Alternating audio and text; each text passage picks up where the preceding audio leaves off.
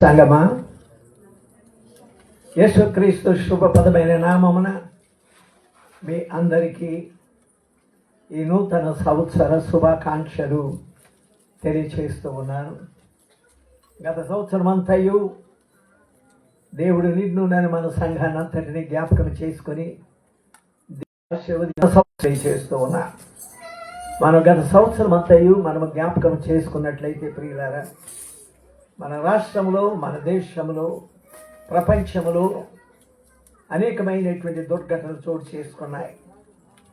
లైంగిక వేధింపులు, అమాయకు స్త్రీలు బలి కొనటం, అలజడులు, ఆందోళన, ఇవన్నిటిని కూడా మనం జ్ఞాపకం చేసుకుంటే భయంకరమైనటువంటి శోధనలు ఎదుర్కొన్నారు.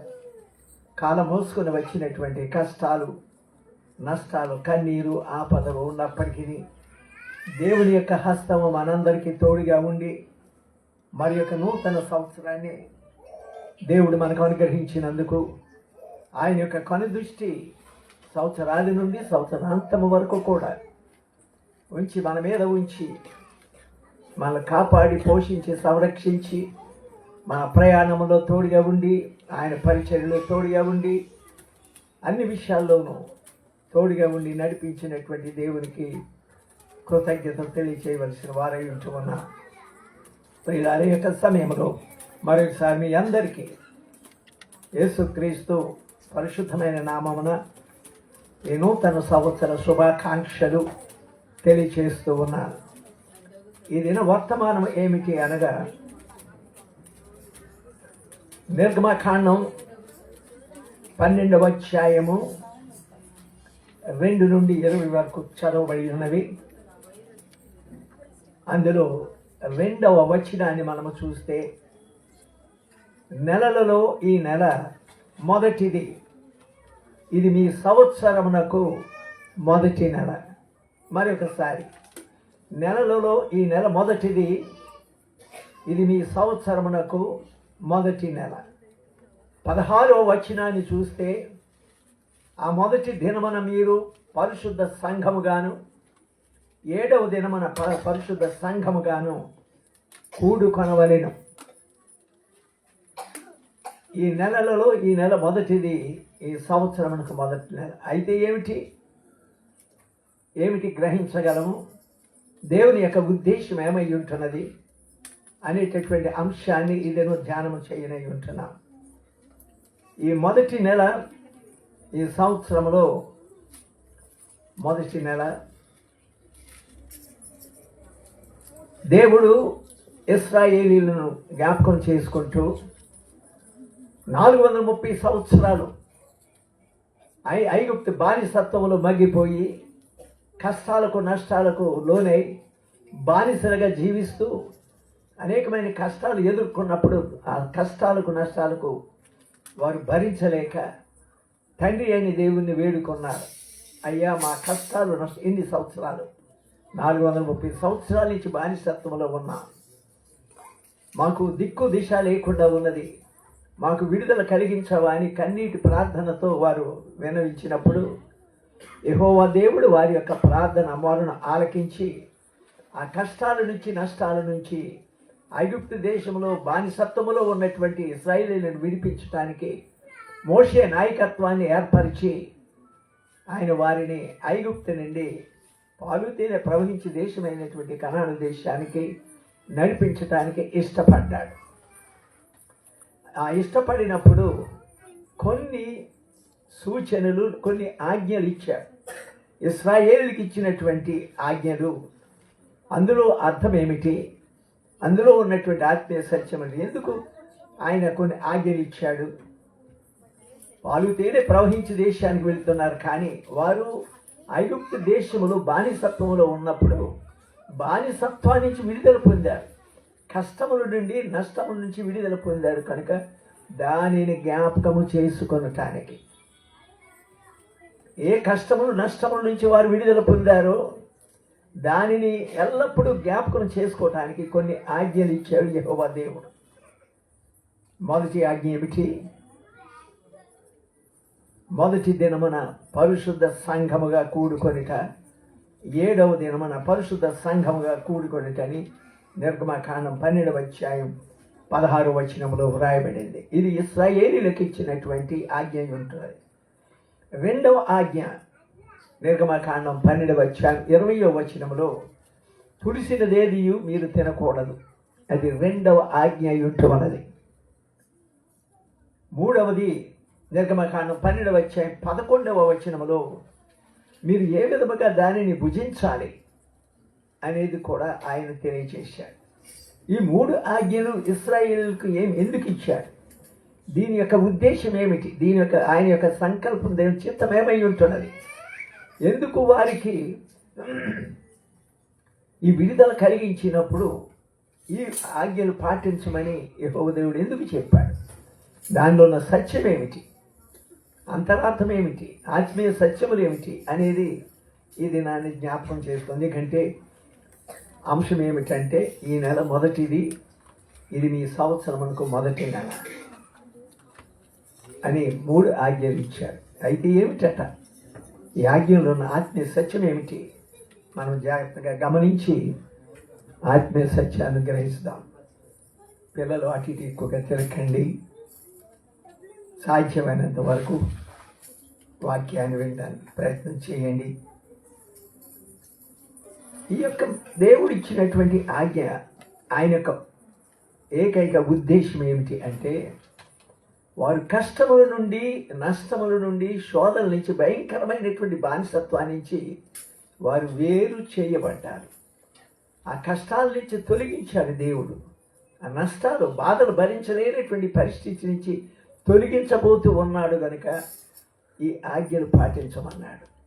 అంటే పొందబోయేటటువంటి మేలు నిమిత్తమై కొన్ని ఆజ్ఞలు ఇస్తూ ఉన్నాడు. ఎందుకని?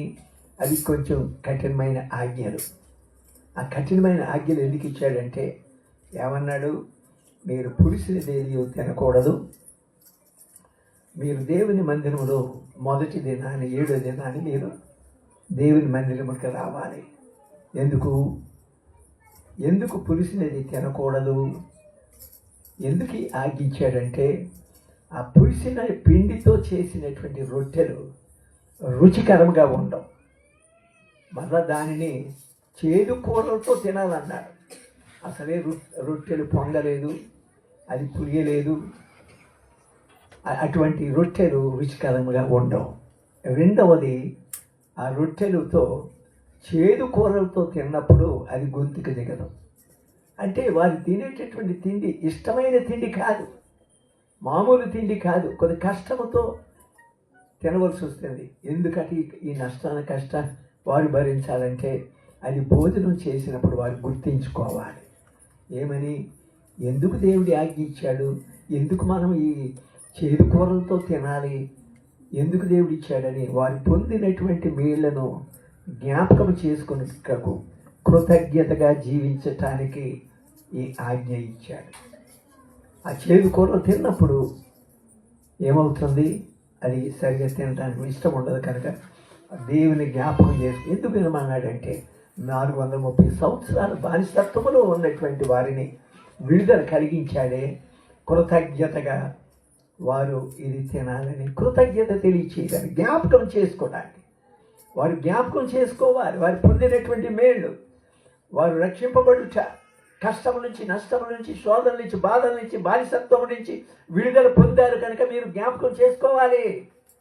పొందినటువంటి మేలుని జ్ఞాపకం చేసుకొని మీరు ముందుకు సాగాలి. అంటే ఎలా జ్ఞాపకం చేసుకుంటాం? మామూలుగా అయితే అంతా బాగుందాం కదా, దేవుడు ఎందుకు జ్ఞాపకం వస్తాడు మనకి? పొందినటువంటి మేలను గుర్తుపెట్టుకుంటామా? సాధారణంగా కాదు. కానీ మీరు జ్ఞాపకం చేసుకోవడానికి ఇటువంటి ఇష్టము లేనటువంటి కష్టమైనటువంటి భోజనాన్ని తినాలి అని దేవుడు ఆజ్ఞ ఇచ్చాడు. మరి ఒకటి, రెండవ ఆజ్ఞ ఏంటంటే మీరు మొదటి దినం, వారానికి మొదటి దినం, వారానికి ఆఖరి దినం కూడా దేవుని మందిరంలో ఉండాలి, సంఘముగా కూడుకోవాలంటున్నాడు. దేవుని మందిరానికి రావాలి. మొదటి దినాన్ని, 7వ దినాన్ని దేవుని మందిరానికి రావాలి.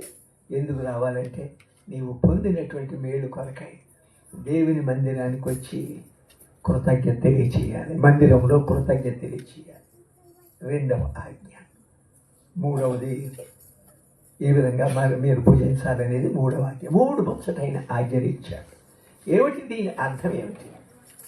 ఇప్పుడు మొట్టమొదటి ఆజ్ఞ ఏమిటంటే పరిశుద్ధ సంఘముగా కూడుకొనుట. పరిశుద్ధ సంఘముగా మొదటి దినాన్ని కూడుకోవాలి, తర్వాత 7వ దినాన్ని కూడా మనము కూడుకోవాలి. ఎందుకు సంఘానికి రావాలి? ఇంట్లో ఉండి ప్రార్థన చేయలేమా? ఈ దినాల్లో టీవీ ప్రోగ్రాములు చాలా వస్తున్నాయి, అందులో వింటామని అంటారు కొందరు. దేవుని మందిరానికి రావడానికి కష్టతరంగా ఉంటుంది. కనుక ప్రియులారా, మనం దేవుడి చేసినటువంటి మేళ్ళని జ్ఞాపకం చేసుకోవటానికి దేవుడిచ్చినటువంటి ఆజ్ఞ దేవుని మందిరానికి రా. మొదటి దినాన్ని 7వ దినాన్ని అంటున్నారు. ఎందుకు దేవునికి మందిరానికి రావాలి? అవసరమా? పరిశుద్ధ గ్రంథంలో 2వ దినవృత్తాంతాల్లో 7వ అధ్యాయం 15-16 వచనాల్లో మనము చూస్తే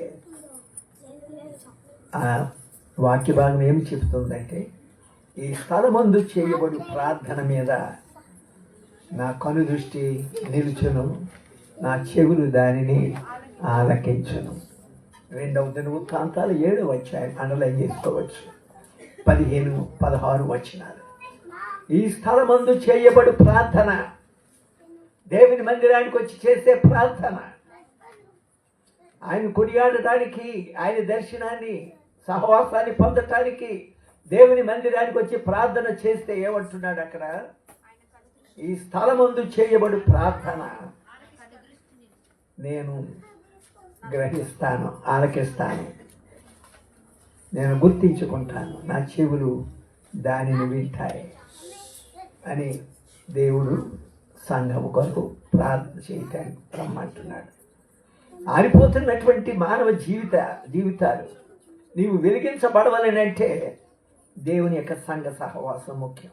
ఒకరికొకరు ప్రార్థించుకుంటాం, ఒకరి కష్టాల కొరకు ఒకరు ప్రార్థించుకుంటాం, ఒకరికొకరు ప్రార్థన చేసుకుంటాం. మన సహవాసం ఎదుగుతుంది. ఒకరి కష్టాలు నష్టాలు తెలుసుకుంటాం, వారి యొక్క యోగక్షేమాలు తెలుసుకుంటాం. అదే సహవాసం. సంఘ సహవాసంలో ఉంటే మనకు లభ్యమయ్యేది ఏమిటంటే ఇతరుల యొక్క కష్టాలు, వారి కొరకు ప్రార్థన చేయటం, వారి కష్టాల్లో పాలు పొందటం అంతా జరుగుతుంది. కనుక మీరు దేవుని మందిరానికి రావాలని. కనుక ప్రియులారా, మనం దేవుని సన్నిధిని, దేవుని సహవాసాన్ని, దేవుని మందిరాన్ని నిర్లక్ష్యం చేయట దేవుని చిత్తము కాదు.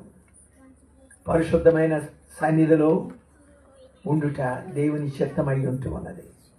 అలాగే నడిచిన వారు ఎవరైనా ఉన్నారా? పరిశుద్ధ గ్రంథంలో మేలుని పొందే వారు ఎవరైనా ఉన్నారా? ఎందుకు రావాలట? మొదటి దినాన్ని దేవుని మందిరానికి వచ్చి ప్రార్థన చేయమంటున్నాడు. భక్తుడైనటువంటి దావీదు ప్రార్థన కీర్తనలు 27:4, తర్వాత 2వ సమూయేలు 7:18, 2వ సమూయేలు 29 మనము చూసినట్లయితే ఈ విధముగా వ్రాయబడ్డాయి. దేవుని యొక్క మందిరానికి మహారాజు అయినటువంటి దావీదు వచ్చాడు. వచ్చి ఆయన సన్నిధిలో వేడుకుంటున్నాడు, ప్రార్థన చేస్తూ ఉన్నాడు. దావీదు రాజు దేవుని సన్నిధికి మందిరానికి వచ్చాడు. గొప్ప రాజు.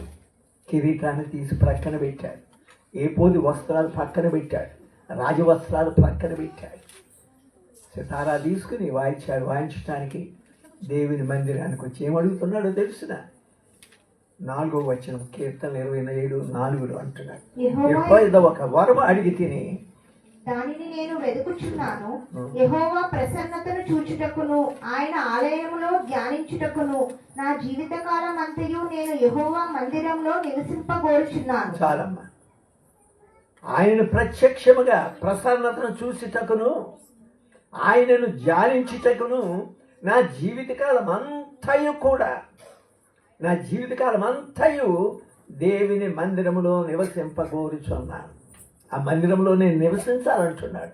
ఏదో దర్శించడం కాదు, ఆదివారం దినాన్ని రావటం కాదు, ఆదివారం దినం ఆలస్యంగా వచ్చి ముందు వెళ్ళటం కాదు. అది కోరుకోలేదు దావీదు. నిత్యము నా జీవితకాలం అంతా దేవుని మందిరంలో ఉంటాను, ఆయన మందిరంలో నివాసం చేస్తానని ప్రార్థన చేస్తున్నాడు దావీదు. గొప్ప మహారాజు. గొప్ప బాధ్యతలు ఉన్నటువంటి వాడు. దేశాన్ని కాపాడుకోవాలి, యుద్ధం లేకుండా చూసుకోవాలి, వారికి ప్రజలకు పరిపాలన అందించాలి. అటువంటి దావీదు అంటున్నాడు, నిత్యము నీ సన్నిధిలో ఉండడానికి మందిరంలో ఉన్న నివాసింపు చేకూరిచున్నాను అన్నాడు. తర్వాత ఏమంటాడు? 2 సమూయేలు 7:18, 2 సమూయేలు 7:29 చూస్తే చాలా మంచి మాటలు దావీదుకు ఉన్నటువంటి స్వభావాలు తెలియచేస్తూ ఉన్నాడు. అండర్లైన్ చేసుకోవచ్చు. దావీదు రాజు లోపల ప్రవేశించి యెహోవా సన్నిధిని కూర్చుండి ఇలాగున మనవి చేసెను, నా ప్రభువా యెహోవా, ఇంతగా నీవు నన్ను హెచ్చించుటకు నేను ఎంతటి వాడను? నా కుటుంబము ఏ పాటిది? చాలమ్మా. దావీదు లోపలికి వచ్చి ప్రవేశించాడు. దేవుని సన్నిధిలో కూర్చుండి ఇలాగూ ప్రార్థన చేశాడు. ఎలాగూ చేశాడు? యెహోవా, ఇంతగా నన్ను హెచ్చించుటకు, ఇంతగా నన్ను ఘనపరచుటకు రాజుగా నిలబెట్టావు, కిరీటాన్ని ఇచ్చావు, సైన్యాన్ని ఇచ్చావు, సింహాసనాన్ని ఇచ్చావు. నేను ఏ పాటి వాడినని నన్ను ఇంతగా హెచ్చిస్తున్నావు. నా కుటుంబం ఏ పాటిదని తన్ను తాను తగ్గించుకొని దేవుని మందిరములో ప్రవేశించి ప్రార్థన చేస్తూ ఉన్నాడు. తన్ను తాను తగ్గించుకొని. దావీదు గొప్ప రాజు, గొప్ప రాజ్యం ఉన్నది, పలుకుబడి అంతా, తన ధనం అంతా తన దగ్గరే ఉంటుంది, అధికారం కలిగినటువంటి వాడు. వాళ్ళు ఇంకో ప్రార్థన చేశాడు. 3 విధాల ప్రార్థన దావీదు చేశాడు. జాగ్రత్త గమనించండి, ప్రార్థన ఎలా చేశాడో, మనం ఏమి చేస్తూ ఉన్నామో, మనం కుటుంబంతో కలిసి ఎప్పుడు వస్తున్నామో, ఎలా ఉన్నామో. దావీదు ఏ విధముగా గొప్పవాడై ఉండి ఎంతగా తగ్గించుకుంటున్నాడు ఒక్కసారి ఆలోచన చేద్దాం. 2 సమూయేలు 29 7వ అధ్యాయంలో, దయచేసి నీ దాసుడైన నా కుటుంబము, నీ దాసుడైన నా కుటుంబము నిత్యము నీ సన్నిధిని ఉండునట్లుగా దానిని ఆశీర్వదించము. ఎవరు ఉండాలట? ఎవరు? నా కుటుంబం నిత్యము నీ సన్నిధిలో ఉండడానికి ఆశీర్వదించు. నేను ఉండటం మాత్రమే కాదు, నా భార్య ఉండాలి, నా పిల్లలు ఉండాలి, అందరూ కూడా నీ సన్నిధిలో ఉండడానికి నన్ను ఆశీర్వదించయ్యా. అది ఆశీర్వాదం పొందితే అది చాలు, నాకు ఇంకేం అక్కర్లేదు. దావీదు తగ్గించుకొని దేవుని సన్నిధికి వచ్చి ప్రార్థిస్తున్నాడు. ఎప్పుడైనా నీ సన్నిధికి వచ్చి నా బిడ్డలు వారు ఆలయంలో ఉండాలని, నా భర్త ఆలయంలో ఉండాలి, నా భార్య ఆలయంలో ఉండాలి, దేవుని సన్నిధిలో నిత్యము ఉండాలని, నా కుటుంబం నిత్యం ఉండాలని ఎప్పుడైనా ప్రార్థన చేస్తారా? మనం చేసే దేవుని స్తోత్రం. ఎందుకు? ఒక ప్రక్క నిండుతుంది, మరి ఒక ప్రక్క పలచగా ఉంటుంది. కారణం ఏంటి? అంత శక్తి మీకు లేదా? మనకు లేదా? వారి సమర్పణ అంతేనా? గొప్ప రాజు అయినటువంటి దావీదు అంటున్నాడు, నిత్యము నా కుటుంబం నీ సన్నిధిలో ఉండేట ఆశీర్వదించాలి, నా కుటుంబం ఉంటే చాలు అని తగ్గించుకొని ప్రార్థన చేస్తూ ఉన్నాడు. మన జీవితాల్లో కూడా ప్రియమైన దేవుని సంఘం, మన కుటుంబాలు చాలా ముఖ్యం దేవునికి. కుటుంబం రక్షింపబడటం చాలా ముఖ్యం దేవునికి. మన బిడ్డలు రక్షింపబడటం చాలా ముఖ్యం దేవునికి. భార్య లేక భర్త రక్షింపబడటం చాలా ముఖ్యమైనటువంటిది. మన కుటుంబాలు ఆశీర్వదించబడాలంటే, మన కుటుంబము సంపూర్ణమైనటువంటి ఆయన ఇచ్చే ఐశ్వర్యము ఆరోగ్యము మనకు కావాలంటే కుటుంబం అంతా దేవుని సన్నిధిలో కనిపించాలి. అవసరమైనప్పుడు రావటం, లేట్ అయిపోవడం కాదు ప్రియులారా. అది జ్ఞాపకం చేసుకోవాలని ప్రభు పేట మీకు మనం చేస్తూ ఉన్నాను. దావీదు అండి ప్రార్థన ఈ విధంగా ప్రార్థన, కుటుంబం నిత్యము నీ సన్నిధిలో ఉండాలి. నన్ను ఎంతగా హెచ్చించడానికి నేను ఏ పాటి వాడిని? నేను అంత హెచ్చించబడ్డానికి నాకు యోగ్యత లేదు, అంత అయోగ్యత నాకు లేదు. అయినా ఎందుకు హెచ్చిస్తున్నావు? తాను హెచ్చింపబడిన స్థితిని జ్ఞాపకం చేసుకుంటున్నాడు. మనం ఎప్పుడైనా మన జీవితాల్లో ఆయన ఏ విధంగా మనల్ని హెచ్చించాడో, ఏ విధముగా మన జీవితాలు ప్రారంభమయ్యాయో, ఏ విధముగా దేవుడు ఎంతవరకు హెచ్చించి కనపరుస్తున్నాడు మనం జ్ఞాపకం చేసుకుని దేవునికి కృతజ్ఞ దేవుని మందిరంలో జ్ఞాపకం చేసుకో. ఎంతగానో హెచ్చించటకు నేను ఏ పాటి వాడని, నా యొక్క వంశం ఏ పాటిదయ్యా దేవా అని ప్రార్థన చేస్తూ ఉన్నాడు. ఈ ప్రార్థన అంతా ఎక్కడ చేస్తూ ఉన్నాడు? దేవుని మందిరంలోకి వచ్చి ప్రార్థిస్తున్నాడు. ఆయన ప్రార్థన వినే దేవుడు. ఈ స్థలమందు చేయబడు ప్రార్థన, దాని మీద నా దృష్టి, నా కనుదృష్టి నిలిచును, నా చెవులు దాన్ని అంగీకరించును. ఎందుకంటే నా పేరు ఈ మందిరమునకు నిత్యము ఉండినట్లుగా నేను దాన్ని కోరుకుని పరిశుద్ధ పరిస్థితిని, నా దృష్టి నా మనసు నిత్యము దాని మీద ఉండు, అంటే దేవుని మందిరం మీద ఉంటుంది. అందుచేత దేవుని మందిరానికి రావాలని ఈ ఆజ్ఞను ఇశ్రాయేలులకు జ్ఞాపకం చేస్తున్నాడు. మొదటి దినాన్ని దేవుని మందిరానికి రా, 7వ దేవుని మందిరానికి వచ్చి నువ్వు ప్రార్థన చేయి, చేదు కూరలు తిను, దేవునికి కృతజ్ఞత తెలియచే, జ్ఞాపకం చేసుకో పొందినటువంటి మేలు గుర్తించుకో, మర్చిపోకు అని ఇశ్రాయేలుకు దేవుడు ఆజ్ఞ ఇచ్చాడు. కనుక మనం ఈ విషయాన్ని జ్ఞాపకం చేసుకోవాలి పిల్లలు. అనేకమైన కష్టాలు నష్టాలు ఉన్నప్పటికీ ప్రపంచం అనేక విధములుగా కష్టాలు నష్టాలు ఎదుర్కొంటున్నప్పటికీ మనల్ని కాపాడి పోషించే సంవత్సరాది నుంచి సంవత్సరాంతం వరకు నిన్ను, నీ కుటుంబాన్ని, నన్ను, నా కుటుంబాన్ని, మన బిడ్డలను, మన అందరినీ కూడా కాపుదల భద్రతనిచ్చి నూతన సంవత్సరాన్ని దినాన్ని మనకు బహుమానంగా ఇచ్చాడు. జ్ఞాపకం చేసుకోవాలి. ఇటువంటి ఆశీర్వాదాలు పొందటానికి యోగ్యత ఉన్నదా? ఉంటే దేవునికి స్తోత్రం. యోగ్యత లేనటువంటి మనకు గొప్ప ఆధిక్యతనిచ్చి కాపాడుతూ ఉన్నాడు. మన ప్రయాణంలో తోడుగా ఉన్నాడు, మన ప్రయత్నంలో తోడుగా ఉన్నాడు, ఆయన పరిచర్యలో ఉంటే తోడుగా ఉన్నాడు, మన కుటుంబంతో, మన బిడ్డలతో తోడుగా ఉండి నడిపించి క్షేమమును అనుగ్రహించి నూతన సంవత్సరాన్ని ఇచ్చిన దేవునికి ఇశ్రాయేలు ప్రజలారా వినండి. 430 సంవత్సరాలు కఠినమైనటువంటి స్థితిలో మీరు ఉన్నారు. మేము జ్ఞాపకం చేసుకున్నాను, మీ కష్టాన్ని తొలగించడానికి ఇష్టపడుతూ ఉన్నాను. కనుక ఈ కార్యం, ఈ విషయాలు మీరు జ్ఞాపకం చేసుకోండి అని తెలియజేస్తూ ఉన్నాడు దేవుడు ఆ ప్రజలకు. అని ఎందుకు చేదు కూరలతో తినాలి? అప్పుడు వెంటనే జ్ఞాపకం వస్తుంది. ఎందుకు దేవుడు ఆజ్ఞ ఇచ్చాడు? జ్ఞాపకం వస్తుంది. కనుక ప్రియులారా, మనం అనేక సార్లు ఈ విషయాలను మర్చిపోతూ ఉంటాం. దేవుడు చేసిన మేళ్ళను చాలా సులువుగా మర్చిపోతూ ఉంటాం. నిత్యము జ్ఞాపకం చేసుకుంటే, ఎందుకు జ్ఞాపకం చేసుకోవాలి? జ్ఞాపకం చేసుకోకపోతే ఏమవుతుంది? జ్ఞాపకం చేసుకోకపోతే మన ఆశీర్వాదాలు అక్కడితో ఆగిపోతాయి. అంతేగాని ముందుకు మన జీవితాలు వెళ్ళలేవు. ఆశీర్వాదకరమైనటువంటి జీవితం ఉండదు.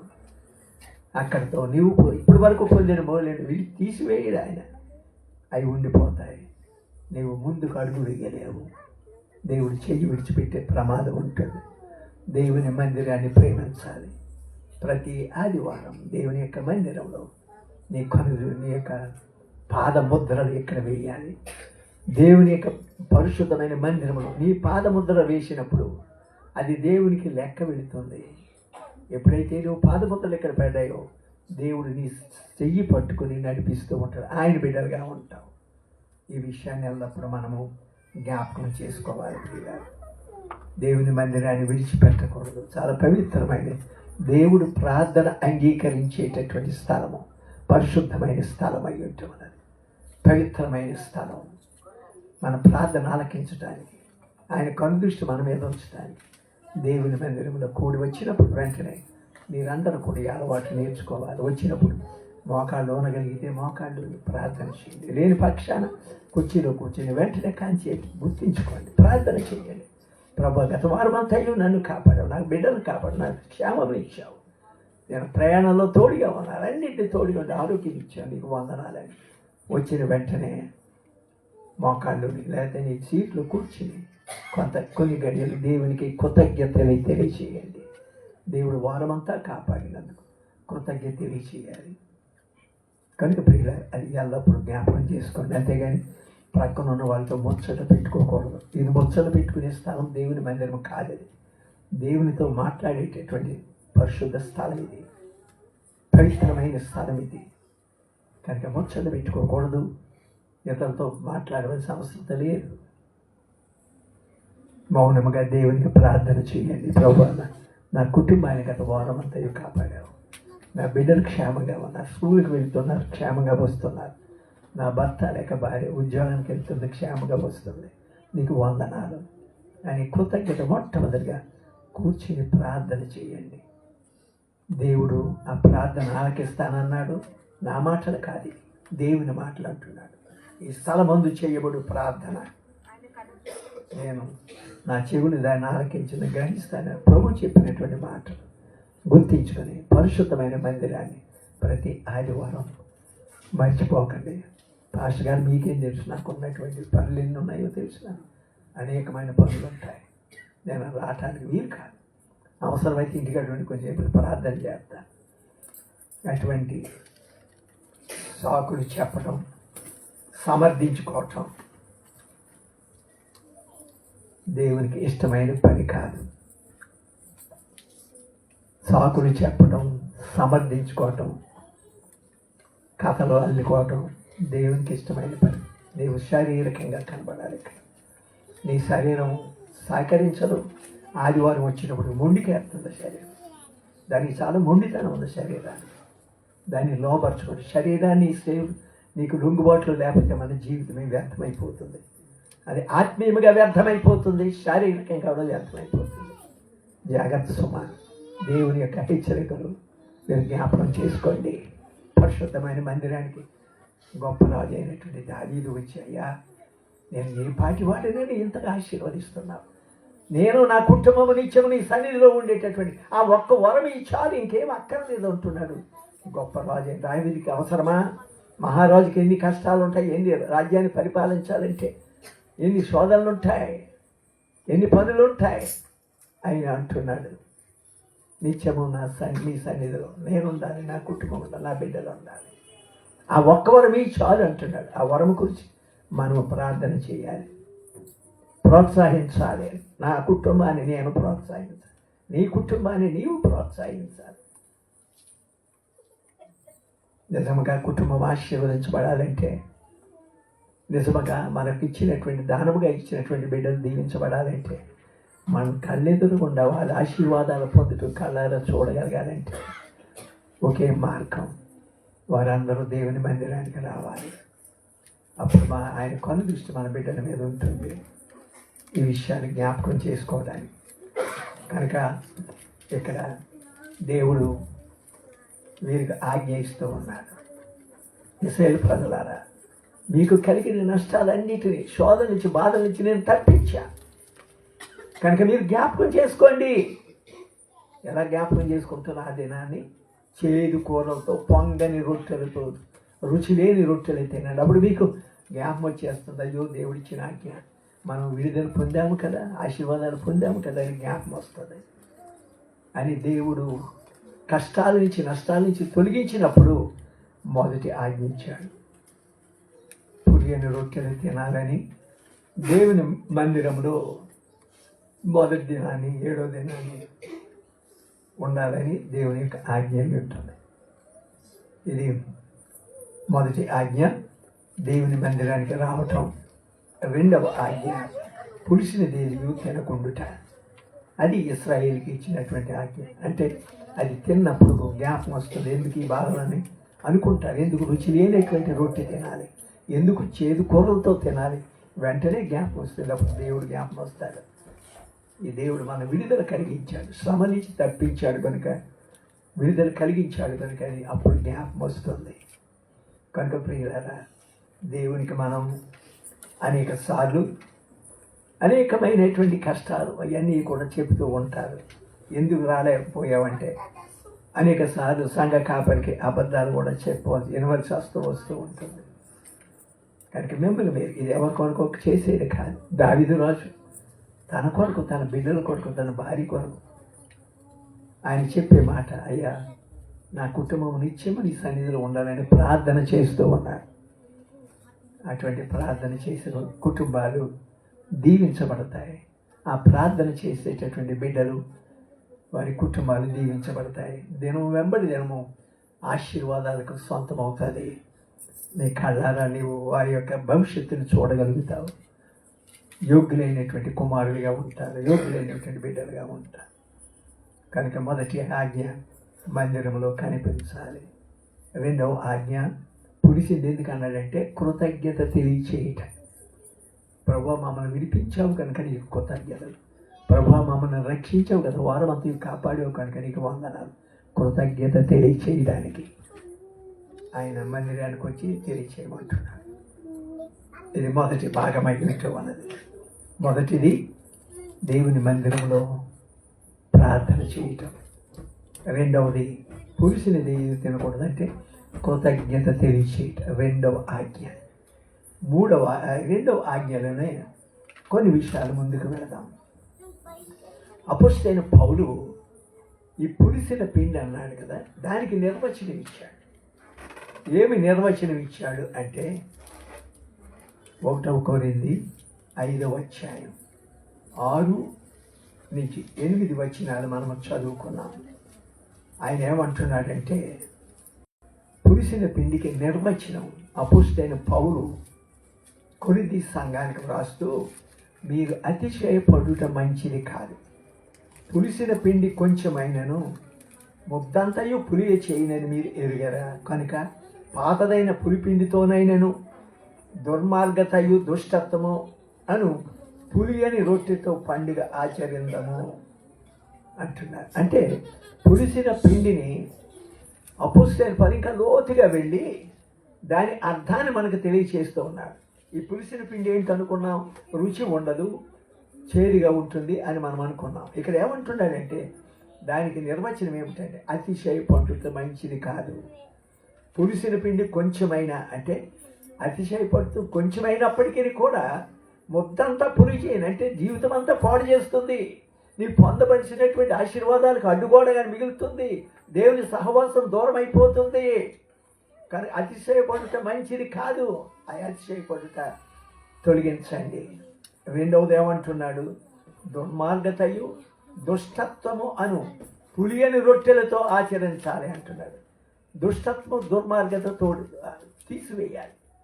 3 మాటలు చెప్పాడు. పులిసిన పిండికి అర్థం చెప్పాడు. ఏమిటవి? అతిశయపడుట మంచిది కాదు.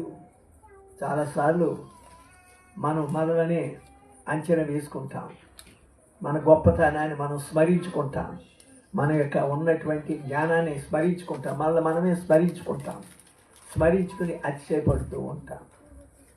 మనకు ఉన్నటువంటి ఆ గొప్ప కార్యాలన్నీ ఇతరులకు తెలియచేసి వారు మనతో చెప్పినప్పుడు మనం ఆస్వాదించవచ్చు. కానీ మనలను మనమే అంచనా వేసుకుని స్మరించుకోకూడదు. దాన్ని అతిశయం అంటారు. అతిశయం, నన్ను నేను హెచ్చించుకోవటం అతిశయం. అతిశయించి మన ఇతరులను హెచ్చించాలి. ఇతరులు మనల్ని చూసి మన మాటలు విని మన స్వభావాన్ని విని వారు మనల్ని కొని ఆడారు. కానీ మనల్ని మనం అంచనా వేసుకుని మన గొప్పతనాన్ని మనం స్మరించుకోవటం అతిశయం. అది అతిశయపడుట మంచిది కాదు అంటున్నాడు. మొట్టగా రెండవ ఆజ్ఞ ఏమి చెప్తున్నాడు పులిసిన పిండికి? అది దుష్టత్వమునకు దుర్మార్గతకు సాదృశ్యంగా ఉందంటున్నాడు. అది పులిసిన పిండితో సమానంగా అంటున్నాడు అపొస్తలుడైనటువంటి పౌలు. దుర్మార్గము దుష్టత్వము. దుష్టత్వం అంటే వికెడ్నెస్, అంటే అపవిత్రత, చెడుతనము, పాపిష్టి జీవితం. తనదు కానిది ఆశించడం అనేదే దుష్టత్వం. తను కానిది పొందనిది ఆశించకూడదు. అపవిత్రానికి సాదృశ్యం, చెడుతనానికి సాదృశ్యం. అటువంటి దుష్టత్వానికి దూరంగా ఉండమంటున్నాడు పౌలు భక్తుడు. మూడవది దుర్మార్గతకు దూరంగా ఉండమంటాడు. ఏంటి దుర్మార్గత అంటే? అసూయ, ఇతరులకు హాని చేసే స్వభావం. అది కూడా వద్దని చెప్తూ ఉన్నాడు. 3 గుణాలు మీరు త్యజించండి, విడిచిపెట్టండి అంటున్నాడు. 1 అతిశయం అనేది ఉండకూడదు. దుష్టత్వము, దుర్మార్గం. పులిసిన పిండి ఈయన ఇచ్చిన నిర్వచనం. అక్కడ యెహోవా దేవుడు పులిసిన పిండి అంటే ఆయన తెలియజేశాడు. ఇది రెండవ నిర్వచనం అపొస్తలుడైన పౌలు ఇచ్చింది. 3టికి సమానంగా. 1 అతిశయపడుట మంచిది కాదు. ముద్దంతయు పులి చేస్తుంది అంటే నీ జీవితం అంతయు పాడు చేస్తుంది. ఎప్పుడైతే మనం అతిశయించామో మన జీవితానికి మచ్చ కలుగుతూ ఉంటుంది. అతిశయం అనేది మంచిది కాదు. మళ్ళీ మనం స్మరించుకోవటం మంచిది కాదు. రెండవది దుర్మార్గం, అసూయ, ఇతరులు హాని చేసే స్వభావం. అటువంటిది ఉండకూడదు. దాని ఇంకో భాషలో, అచ్చ తెలుగు భాషలో కుళ్ళితనం అంటాం. అది మీకు తెలిసిన లేదా వాడు అచ్చ తెలుగు పదవి కుళ్ళి, వాడు కుళ్ళోడు అంట ఉండేవాడు పల్లెటూరులో. దుర్మార్గత అంటే అదే, కుళ్ళివాడు, చూసి ఓరలేనివాడు అంటూ ఉంటాడు. దుష్టత్వం అంటే చెడుతనం, తందకాన్ని ఆశించడం. ఈ 3 స్వభావాలు విడిచిపెట్టండి అని అపోస్తలుడైన పౌలు పులిసిన పిండితో తెలియచేస్తూ ఉన్నాడు. కనుక ప్రియులారా, ఇక సమయం అదేం చేయాలి, మన స్వభావం ఎలా ఉండాలంటున్నాడు. ఇంకా వెనక్కి వచ్చినట్లయితే అది 8వ వచనంలోకి వస్తే 1 కొరింథీయులకు రాసిన పత్రిక 5వ అధ్యాయం 8వ వచనంలో ఏమంటున్నాడు? కనుక పాతదైన పులిపిండితోనైనను దుర్మార్గతయు దుష్టత్వమునను పులిపిండితోనైనను కాకుండా నిష్కాపట్యమును సత్యములను పులియని రొట్టెతో పండుగ ఆచరింతము. చాలమ్మ, నిష్కపటము సత్యము 2 మాటలు చెప్తున్నాడు. 8వ వచనంలో అపోస్తలుడైన పౌలు కొరింథీ సంఘానికి రాస్తూ నీ జీవితము నిష్కపటంగా ఉండాలి, 2వది సత్యముతో కూడినదై ఉండాలి అంటున్నాడు. నిష్కపటము కపటం. ఈ నిష్కపటం అంటే నటన జీవితం. నటన అంటే లేనిది ఉన్నట్టుగా నటించటం, క్రమం లేకపోయినా క్రమం ఉన్నట్టు నటించటం, భక్తి లేకపోయినా భక్తి ఉన్నట్టు నటించటం. అటువంటి దేవునికి ఇష్టం కాదు. అంజూరపు చెట్టు చక్కగా యేసు ప్రభు కనిపించింది. ఎలా కనిపించింది? దట్టమైన ఆకులు, కొమ్మలు, వెంబలు చక్కగా ఉన్నాయి, చూడడానికి ఇంపుగా ఉన్నాయి. ప్రభు అనుకున్నాడు, ఈ పళ్ళు కాస్తుందేమో, పళ్ళు ఉంటాయేమో. దగ్గరికి వెళ్ళి ఆకులు అటు ఇటు తిరిగి చూసినప్పుడు దానికి పళ్ళు లేవు, కాయలు లేవు. అప్పుడు ప్రభు ఏం చేశాడు? దానిని శపించాడు. కనుక ప్రియులారా, లేకపోయినా ఉన్నట్టు నటించటమే కపటం. నాలో భక్తి లేదు, భక్తి ఉన్నట్టు నటించటం. క్రమము లేదు, క్రమం ఉన్నట్లు నటించటం. నటన జీవితం వద్దు అని అపోస్తలుడైన పౌలు దానికి పులిసిన పిండికి నిర్వచనం ఇచ్చాడు. 2వది ఏమిటంటే జీవితంలో సత్యాన్ని అనుసరించాలని కూడా చెప్పాడు. సత్యం అంటే మాటలో సత్యం ఉండాలి. కనుక సత్యమే పలకాలి, సత్యము మన జీవితంకు వెన్నెముకగా ఉండాలన్నాడు. ఒక్కొక్కసారి ఏం చేస్తున్నాం, ఇతరులో ఉన్నట్టు నేను సత్యవంతుడిని, నీలో సత్యం ఉందో లేదో, సత్యం లేదేమో నేను చెప్తాను నీకు అని ఇతరులో ఉన్న దోషాన్ని, అతను దోషం ఉన్నాయి, ఒక వ్యక్తిలో దోషం ఉన్నది, ఉండు నీకు చెప్తాను నీ దోషాలు ఏమిటో అంటే ఆయన దోషం ఉన్నాయి కదా, దాన్ని ఎత్తి చూపిస్తూ ఉంటాడు. ఈయన సత్యవంతుడు అనుకుని అతనిలో సత్యం లేదని అతనిలో ఉన్న దోషాన్ని ఎంచి చూపిస్తూ ఉంటాడు. నువ్వు ఈ పని చేస్తున్నావు, నువ్వు దోషివి అని నీవు నిర్ధారణ చేసి అతనిలో సత్యం లేదని రుజువుపరుస్తూ ఉన్నావు. అది సత్యమే, కానీ ఆ విధమైన సత్యం పలకనక్కర్లేదు. అడిగాడు అతను నిన్ను, నీ జీవితం ఎలాగుందని అతను అడిగాడు ఎప్పుడైనా? ఏమన్నాడు? అది జీవితం అతను జీవిస్తూ ఉన్నాడు. నీవెవరు అతన్ని నీలో సత్యం లేదని చెప్పటానికి? తీర్పు తీర్చుటకు నీవెవడవు? రోమీయులకు రాసిన పత్రిక 14:4 ఉంటుంది. ఇతరులను తీర్పు తీర్చడం అది సత్యమే కావచ్చు, కానీ నీవు చెప్పనక్కర్లేదు. అతనిలో సత్యం లేదని నీకు చెప్పడానికి అధికారం దేవుడు ఇవ్వలేదు. తీర్పు తీర్చడానికి దేవుడు ఏ మానవునికి అధికారం ఇవ్వలేదు. వాడు దుష్టుడని కానీ, దుర్మార్గుడని కానీ, చేతగాని వాడు కానీ ఆ నిర్వచనం ఏమిటని దేవుడు అధికారం ఇవ్వలేదు. తీర్పు తీర్చుటకు నీవెవడవు అని కఠినంగా మాట్లాడాడు రోమీయులకు రాసిన పత్రికలో. కనుక ప్రియులారా, ఇక్కడ మనం చూసినట్లయితే ఏది జ్ఞాపకం చేసుకుంటున్నాం అంటే కొరింథీ అపోస్తలుడైన పౌలు పులిసినది దాని గురించి నిర్వచనం ఇచ్చాడు. పులిసినదంటే ఏం చెప్తున్నాడు ఆయన? మొదటిది అతిశయపడుట మంచిది కాదు, 2వది దుర్మార్గం ఉండకూడదు. మరి దాని స్థానంలో ఏముండాలి? నిష్కపటము సత్యము దానిలో ఉండాలని అపోస్తలుడైన పౌలు పులిసిన దాని గురించి నిర్వచనం తెలియచేశాడు. ఇశ్రాయేలు ప్రజలకు తెలియజేసినటువంటి మాటలు అపోస్తలుడైన పౌలు ఇచ్చాడు. కనుక ప్రియులారా, ఇక్కడ ప్రభువు ఇశ్రాయేలు పొందినటువంటి మీరు వారి ప్రయాణాన్ని సాగించడానికి తెలియజేసినటువంటి ఇచ్చినటువంటి ఆజ్ఞలు, పులిసినది తినకూడదు, అది మీ ఉండకూడదు. మొదటి దినాన్ని 7వ దినాన్ని పరిశుద్ధ మందిరానికి వచ్చి కృతజ్ఞత తెలియచేయాలి అని ఆజ్ఞ ఇచ్చాడు. తర్వాత ఏమంటున్నాడు?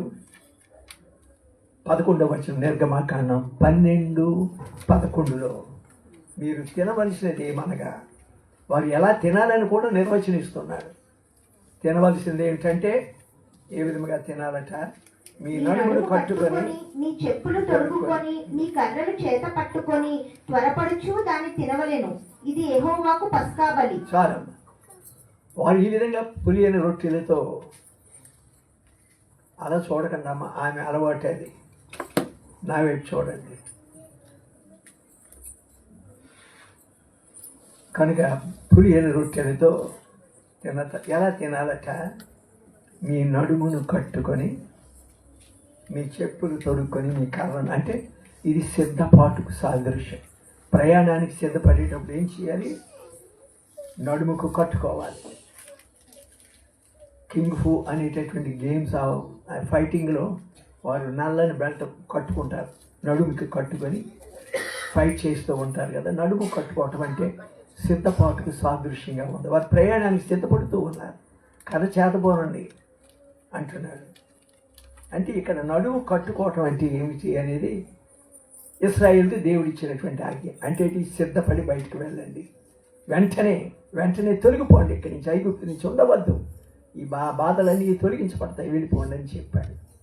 అయితే ఇక్కడ తెలుసుకోవాల్సింది ఏమిటంటే నడుము కట్టుకొని అంటే ఇంకొక ఆత్మీయ సత్యం ఏమిటో తెలిసిన 1 పేతురు 1వ అధ్యాయం 13వ వచనములో ఈ విధముగా వ్రాయబడింది. కాబట్టి మీ మనసు అను నడుము కట్టుకొని నిబ్బరమైన బుద్ధి గలవారే యేసుక్రీస్తు ప్రత్యక్షమైనప్పుడు మీకు తేబడు కృప విషయమై సంపూర్ణ నిరీక్షణ కలిగి ఉండండి. ఇక్కడ ఏమంటున్నాడు? ఇక్కడ నడుము కట్టుకోవటం అంటే పేతురు భక్తుడు ఒక నిర్వచనం ఇచ్చాడు. ఏమంటున్నాడు? మీ మనస్సు అను నడుము కట్టుకోండి. నడుము కట్టుకోవటం అంటే అర్థం ఏమిటి? మనసు అనే నడుమును కట్టుకోవాలట. అది పేతురు రాసినటువంటి పత్రికలో ఉంటుంది, 1వ అధ్యాయం 11. నీ మనసును నడుమును కట్టుకొనండి, నిబ్బరమైన బుద్ధి గలవారే యేసుక్రీస్తు ప్రత్యక్షమైనప్పుడు మీకు తేబడు కృప విషయమై సంపూర్ణ నిరీక్షణ కలిగి ఉండును. అంటే మనసు అనే నడుమును కట్టుకోవాలి. అంటే మనసు అనే నడుమును ఎలా కట్టుకుంటాం? మనసును నియంత్రించుకోవాలి, నీ మనసును స్వాధీనం తీసుకోవాలి, నీ మనసు నీ స్వాధీనంలో ఉండాలి. మనసు స్వాధీనంలో ఉండదా? తప్పనిసరిగా స్వాధీనంలో ఉండదు. ఆలోచించే స్వభావమే మనసుకు ఉన్నటువంటి దాని స్వభావమే అంత. ఆలోచిస్తూనే ఉంటుంది. అయితే ఏం చేయమంటున్నాడు? నీ మనసు అనే నడుమును కట్టుకోండి అంటున్నాడు. ఎలా కంట్రోల్ చేసుకోగలుగుతాం మనసును? అంత సులువైనది కాదు. సుఖం వచ్చిందంటే ఆనందిస్తాం, దుఃఖం అయితే వచ్చిందంటే భరించిన శోక సముద్రంలో మునిగిపోతూ ఉంటాం. ఈ రెండు కూడా మానవ జీవితానికి అనర్థకాలే.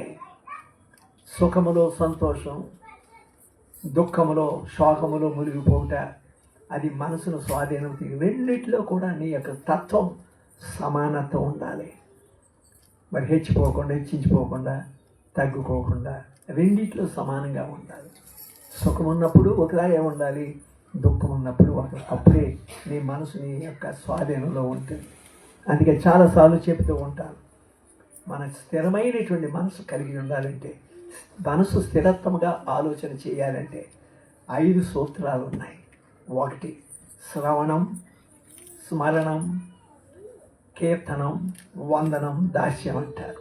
అంటే అర్థం ఏమిటంటే మన మనసు మనలో స్వాధీనంలో ఉండాలంటే శ్రవణం అంటే దేవుని యొక్క వాక్యాన్ని వింటూ ఉండాలి. 1 సూత్రం.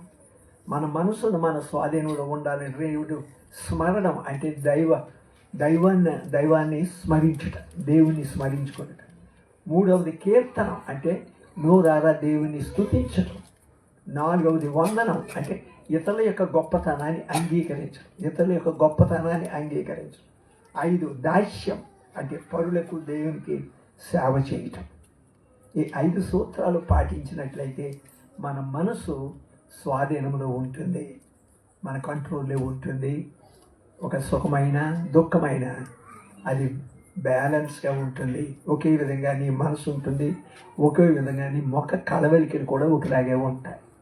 నీ మనసు నీలో స్వాధీనంలో లేనప్పుడు, ఎక్కువ హెచ్చు తగ్గులతో నీ మనసు ఊగిసలాడుతూ ఉన్నప్పుడు అది ఆత్మీయంగా బలహీనపరుస్తుంది, శారీరకంగా కూడా బలహీనపరుస్తూ ఉంటుంది. ఈ రెండింటికి కూడా అది దోహదమవుతుంది. కనుక ప్రియులారా, అందుచేత మన జీవితాన్ని జీవించేటప్పుడు 2 విషయాలు ఇప్పుడు జ్ఞాపకం చేయండి. భక్తి, సజ్జన సాంగత్యం. భక్తి భావాలు మనసులో ముద్రింపబడి ఉండాలి. రెండవది నీ స్నేహాలు లేక మన స్నేహాలు సజ్జన స్నేహం అంటే మంచి వారితో స్నేహం చేయాలి. మంచి వారితో స్నేహం చేసినప్పుడు ఆ వారిలో ఉన్నటువంటి కొంచెం మంచితనమైన మనలోకి వస్తుంది.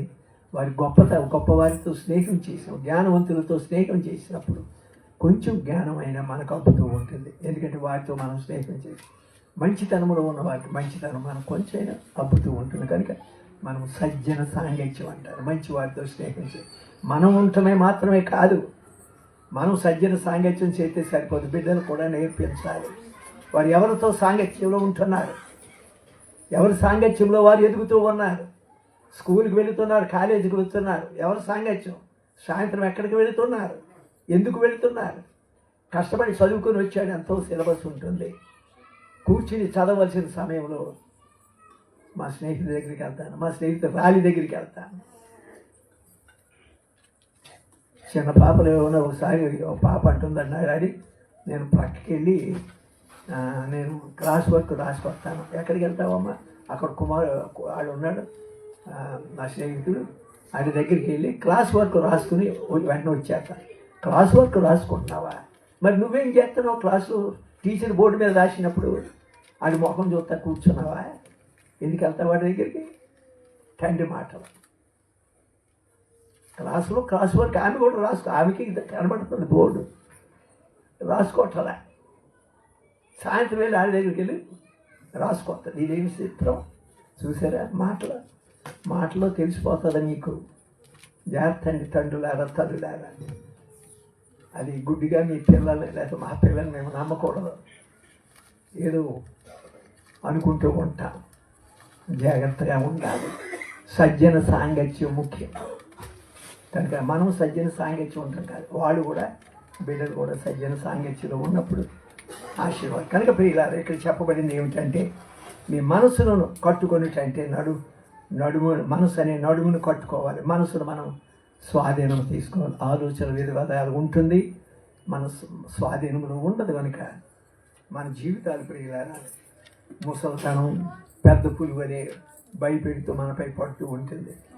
రోగాలు శత్రువుల శరీరాన్ని కబలిస్తాయి.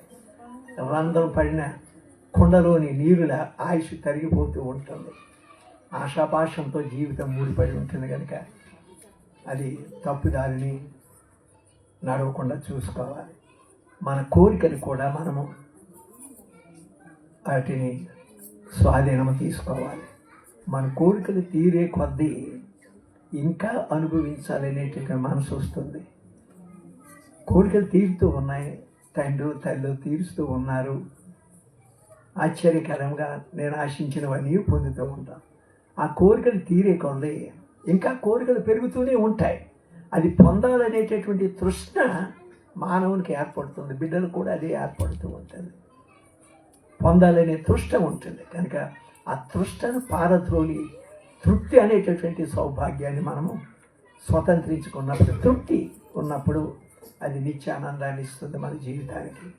అప్పుడు మనసు స్వాధీనంలో ఉంటుంది. కోరికలు పరిగెత్తకూడదు. తీర్చేవాడు బాగున్నాడు, మంచిదే. డబ్బు లేనివాడు ఏం చేస్తాడు కదా? కనుక నియంత్రించుకోవటం నేర్చుకోవాలి. మనసును నియంత్రించుకోవాలంటే నీ యొక్క నడుమనే మనసును కట్టుకోమంటున్నాడు పేతురు భక్తుడు. స్వాధీనం తీసుకోవాలి. అది మనము నేర్పించాలి. మనకు స్వాధీనంలో ఉండాలి, పిల్లలు కూడా నేర్పించాలి. కనుక ప్రియమైన దేవుని బిడ్డలారా, ఈ యొక్క సమయంలో మనం కొన్ని విషయాలు నేర్చుకున్నాం. దేవుడు ఇశ్రాయేలు నడిపించడానికి వారి మొరలను ఆలకించి వారు దాసత్వంలో మునిగినప్పుడు, వాళ్ళు ప్రార్థన చేసినప్పుడు 430 సంవత్సరాలు కఠినమైన అనుభవించినప్పుడు, ప్రార్థించినప్పుడు దేవుడు వాడికి విడుదల కలిగించి, మోషే ద్వారా విడుదల కలిగించాడు. కానీ ఈ సూత్రాలు చెప్పాడు, ఈ ఆజ్ఞలు ఇచ్చాడు. 1, పురుషుని ఏది కూడా మీరు తినకూడదు. దేవుని యొక్క మందిరాన్ని మొదటి దినాన్ని, 7వ దినాన్ని మీరు తప్పనిసరిగా దేవుని మందిరానికి రావాలి, కృతజ్ఞత తెలియచేయాలని చెప్పాడు. తర్వాత మొదటి దినాన్ని, 7వ దినాన్ని పురుషుని లేదు నివాసం ఉండకూడదు, మీరు నడుము కట్టుకొని సిద్ధపాటుతో ఉండండి. అంటే మనసును కూడా స్వాధీనం తీసుకోండి. నీవు పొందినటువంటి మేలు కృతజ్ఞతగా దేవుడు ఇశ్రాయేలు ప్రజలకు ఇచ్చినటువంటి ఆజ్ఞ ఈ దినాన్ని మనకు కూడా ఇస్తూ ఉన్నాడు. కనుక ప్రియులారా, అతిశయపడుట మంచిది కాదు. దుర్మార్గము, దుష్టత్వం విడిచిపెట్టండి. మీ మనసును స్వాధీనం తీసుకోండి. ఆశీర్వాదకరమైన జీవితం ఉంటుందని ఒకరు తెలియజేశారు. అటువంటి కృప దేవుడు మనందరికీ అనుగ్రహించాలని, నూతన సంవత్సరంలో ప్రవేశించినటువంటి మనము దేవుని మందిరాన్ని విడిచిపెట్టకూడదని, కృతజ్ఞతగా మారు మాటలు మాట్లాడకుండా, సాకులు చెప్పకుండా,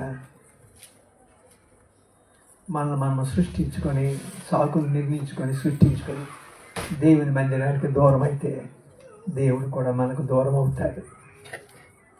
దేవుని మందిరానికి దూరం అయితే దేవుడు మీకు దగ్గర కాలేడు.